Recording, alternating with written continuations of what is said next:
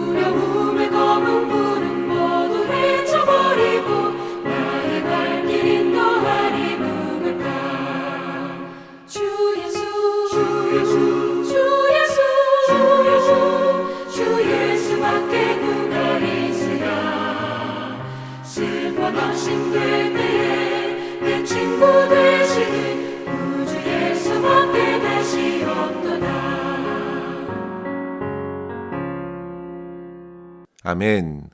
오늘 함께 나눌 말씀은 사도행전 4장 1절에서 12절입니다. 사도들이 백성에게 말할 때에 제사장들과 성전 맡은 자와 사두개인들이 이르러 예수 안에 죽은 자의 부활이 있다고 백성을 가르치고 전함을 싫어하여 그들을 잡음에 날이 이미 저물었으므로 이튿날까지 가두었으나 말씀을 들은 사람 중에 믿는 자가 많으니 남자의 수가 약 5천이나 되었더라. 이튿날 관리들과 장로들과 서기관들이 예루살렘에 모였는데 대제사장 안나스와 가야바와 요한과 알렉산더와 및 대제사장의 문중이 다 참여하여 사도들을 가운데 세우고 묻되 너희가 무슨 권세와 누구의 이름으로 이 일을 행하였느냐. 이에 베드로가 성령이 충만하여 이르되 백성의 관리들과 장로들아, 만일 병자에게 행한 착한 일에 대하여 이 사람이 어떻게 구원을 받았느냐고 오늘 우리에게 질문한다면 너희와 모든 이스라엘 백성들은 알라. 너희가 십자가에 못 박고 하나님이 죽은 자 가운데 살리신 나사렛 예수 그리스도의 이름으로 이 사람이 건강하게 되어 너희 앞에 섰느니라. 이 예수는 너희 건축자들의 버린 돌로서 집 모퉁이의 머릿돌이 되었느니라. 다른 이로서는 구원을 받을 수 없나니 천하 사람 중에 구원을 받을 만한 다른 이름을 우리에게 주신 일이 없음이라 하였더라. 아멘. 성전 미문에 앉아 구걸하던 한 사람. 그는 날 때부터 40여 세에 이르기까지 한 번도 걸을 수 없었지만 베드로와 요한이 전한 예수 그리스도의 이름으로 일어나 걷기도 하고 뛰기도 하는 회복을 얻게 되었습니다. 많은 사람들이 이 일을 보고서 크게 놀라지 않을 수 없었습니다. 우리가 앞서 살펴본 3장에 묵상한 대로 당시에 솔로몬 행각에 모였던 사람들이 이 일로 크게 놀라서 베드로를 더욱 주목했다고 했습니다. 그러나 그때에도 베드로는 예수님께서 생명의 주님이시고 우리는 그저 주님의 증인이라고 소개하였습니다. 주님께서는 구약에서부터 하나님께서 그토록 보내주신다 약속하셨던 그리스도이심을 담대히 전한 것입니다.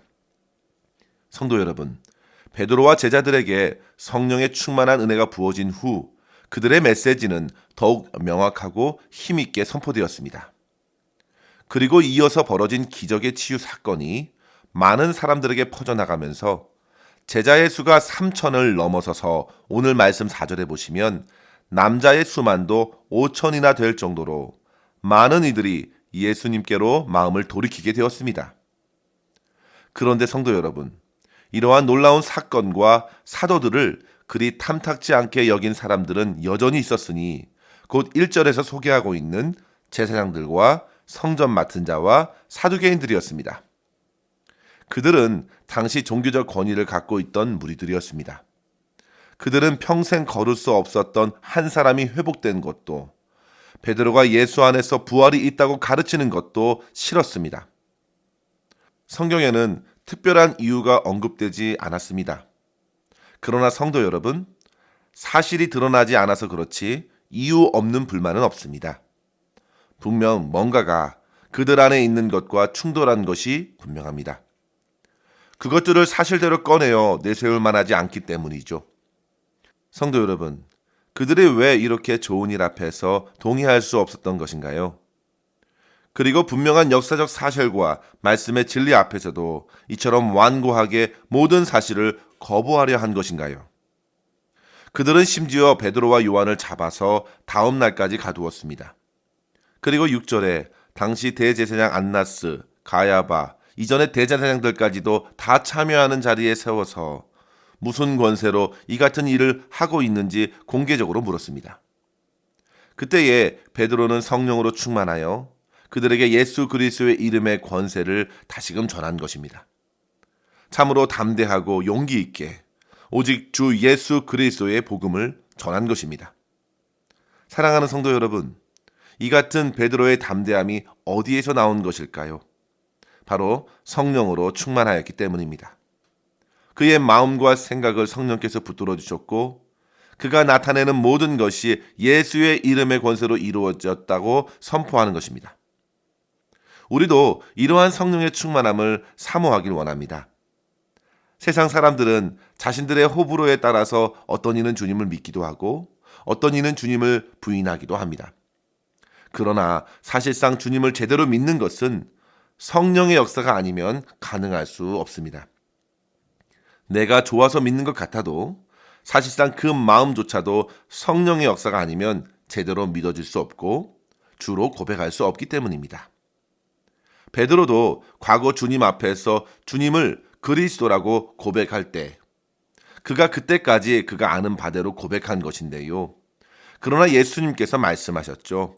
마태복음 16장 17절에 보면 바요나 시몬아 내가 복이 있도다.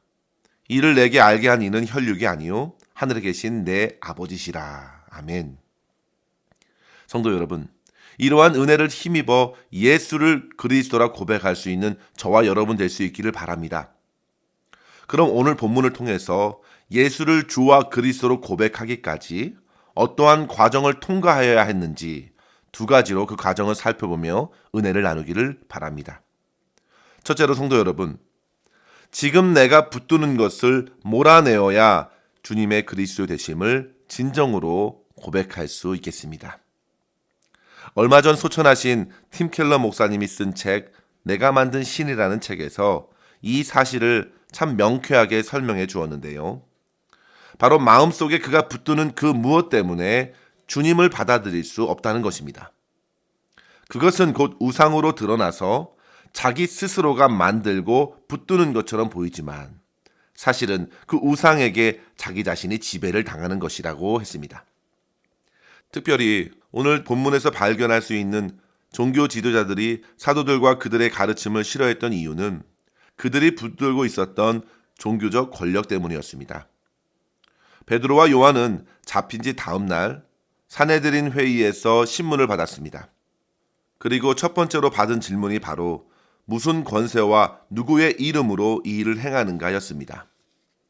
성도 여러분, 이 질문은 사실 예수님께 종교 지도자들이 했던 질문과 비슷합니다. 그때에 예수님께서는 그들에게 반문하셨죠. 요한의 세례가 하늘로서냐 아니면 사람으로서냐. 너희가 대답하면 나도 말하겠다. 그러자 그들은 더 이상 묻지 못했습니다. 그들은 당시 자신들의 종교 권력을 위협하는 예수님의 능력과 권위를 인정하고 싶지 않았고 동시에 사람들에게서도 미움을 받고 싶지 않았기 때문에 아무 말도 못했습니다. 같은 맥락에서 베드로와 요한도 질문을 받았을 때 베드로는 주저없이 그들이 죽음으로 내몰았던 그리스도 예수의 이름으로 하는 것이라고 선포했습니다. 성도 여러분, 앞서 소개했던 팀 켈러 목사님의 책에서 네 번째로 언급한 우상을 권력이라고 소개했는데요. 그는 권력 의지는 두려움의 또 다른 얼굴이라고 했습니다. 그처럼 종교 지도자들은 예수님에게서 느꼈던 두려움을 사도들의 가르침에서도 본 것입니다. 그들은 자신들의 자리에 대한 위협을 감지했고 그들이 싫었으며 그들을 가두고 그 권세를 따져 묻고 있는 것입니다. 그리고 다시는 그 같은 행위를 하지 말라는 것이죠. 성도 여러분, 우리의 마음이 무언가에 붙들려 있으면 도저히 하나님을 받아들일 수 없습니다. 그것이 권력이든 사람들의 평판이든 그것이 돈이든 세상의 성공이든 그것이 사랑이든 내가 간절히 바라는 소원이든지 그것으로 사로잡혀 있으면 그것은 어느새 우상이 되어서 하나님을 밀쳐내는 강력한 반발 요소가 된다는 것입니다. 아무리 주님의 역사가 눈앞에 펼쳐져도 그 주님의 은혜를 부인하려고 하는 것입니다. 따라서 우리는 그 우상에게서 벗어내기 위해서 반드시 해야 할 것이 있는데요. 그 우상의 실체를 식별하는 것입니다. 그렇다면 성도 여러분, 영혼과 마음의 생각을 어떻게 들여다볼 수 있을까요? 하나님께서 권위로 주신 진리의 빛으로 비추어 보아야 합니다. 자, 지금 종교 지도자들은 자신들의 모임의 권위를 내세우면서 사도들을 몰아세웠습니다. 그러나 그보다 더욱 위의 권위로서 비추어 봐야 합니다. 그것은 바로 하나님의 말씀, 하나님의 율법, 진리의 빛입니다. 성도 여러분, 10계명의 제1계명을 보시면 너는 나 외에 다른 신들을 내게 있게 말지니라 했습니다. 그리고 우상을 만들지 말고 섬기지 말라는 것입니다. 이와 같이 율법이 우리의 마음을 그대로 비추어 주는 것이죠. 히브리서 4장 12절에도 하나님의 말씀이 살아있고 활력이 있어 좌우의 날선 어떤 것보다도 예리하여 혼과 영과 및 관절과 골수를 찔러 쪼개기까지 하고 또 마음과 생각과 뜻을 감찰한다 했습니다. 사랑하는 성도 여러분, 겸손히 하나님의 말씀에 자기 자신을 정직하게 비추어 보고 깨달아야 합니다. 알아야 합니다. 베드로는 10절에서 이렇게 선포합니다. 너희와 모든 이스라엘 백성들은 알라. 너희가 십자가에 못 박고 하나님이 죽은 자 가운데 살리신 나사렛 예수 그리스도의 이름으로 이 사람이 건강하게 되어 너희 앞에 섰느니라. 그들이 죽인 예수를 하나님께서 살리셨고 그리스도 메시아가 되게 하셨고 그의 이름으로 이 사람이 회복된 것이라고 복음을 전합니다. 성도 여러분, 그렇습니다. 주님의 말씀 앞에서 저와 여러분을 비추어 보십시오. 주의 복음 앞에서 자기 자신을 봐야 합니다. 예수님의 죽으심과 여러분은 어떤 관계에 있나요? 그 주님을 하나님께서 살리셨고 그 부활의 주 예수의 이름이 사람을 회복시켜 준 것입니다. 이 사실을 직면하고 저와 여러분의 영혼과 삶이 진정으로 회복되기를 원합니다. 사실 종교적 권위에 묶였던 그들이 주님 앞에 있어야 했습니다. 그리고 사람들이 보는 세상의 권위로 자신의 안정을 찾지 말고 하나님과 예수 그리스도 안에서 참된 자신을 발견함으로써 진정으로 그리스도 예수님을 나의 주로 고백할 수 있는 저와 여러분 될 수 있기를 주의 이름으로 간절히 축원합니다. 두 번째로 성도 여러분, 성령의 충만함을 더욱 사모함으로 오늘을 살아낼 수 있기를 바랍니다. 성령 충만이 있다는 것은 성령이 메마른 것도 있다는 사실이죠. 어떤 상황에서도 주님의 주 되심을 인정하려면 성령으로 충만해야 합니다. 베드로가 성령으로 충만하자 오직 주 예수님만을 전한 것입니다. 다른 이로서는 구원을 받을 수 없다. 마음에 숨겨진 다른 여러 가지 우상들이 얼마나 무용한가를 인정하고 나아가 오직 구원을 얻을 만한 이름, 예수님 이름밖에 없음을 고백하는 것입니다. 성령의 충만함은 오직 우리로 하여금 주님만 바라보고 의지하게 합니다. 사랑하는 성도 여러분, 내 마음과 영혼을 채웠던 모든 우상들을 내몰아 주실 분은 성령 하나님이십니다. 성령의 충만을 구하십시오. 성령의 빛이 들어와야 어두움이 사라집니다. 마음을 열고 붙들었던 모든 것을 내려놓고 성령 하나님을 간절히 구하십시오. 우리 주님을 더욱 사모하십시오. 잠언 8장 17절에는 나를 사랑하는 자들이 나의 사랑을 입으며 나를 간절히 찾는 자가 나를 만날 것이라 하였고, 요한복음 14장 21절에는 나를 사랑하는 자는 내 아버지께 사랑을 받을 것이요 나도 그를 사랑하여 그에게 나를 나타내리라 하셨습니다. 우리 주님을 사모할 때 약속하신 주님의 영을 충만케 해주시는 은혜를 누리게 됩니다. 그리하여 오직 주 예수 그리스도께서 저와 여러분의 삶의 주인이 되시고 역사하심을 풍성하게 누리게 되면서 오직 주님만을 이 땅 가운데 드러내는 삶을 살게 될 줄 믿습니다. 이러한 은혜를 오늘도 저와 여러분 풍성히 누릴 수 있기를 간절히 축원합니다. 기도하겠습니다. 하나님 아버지 감사합니다.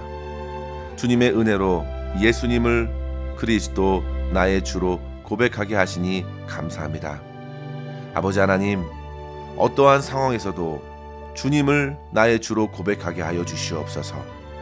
우리 안에 성령으로 충만케 하여 주셔서 모든 우상들을 내몰아 주시고 오직 주님만을 그 무엇보다도 사랑하게 하여 주시옵소서.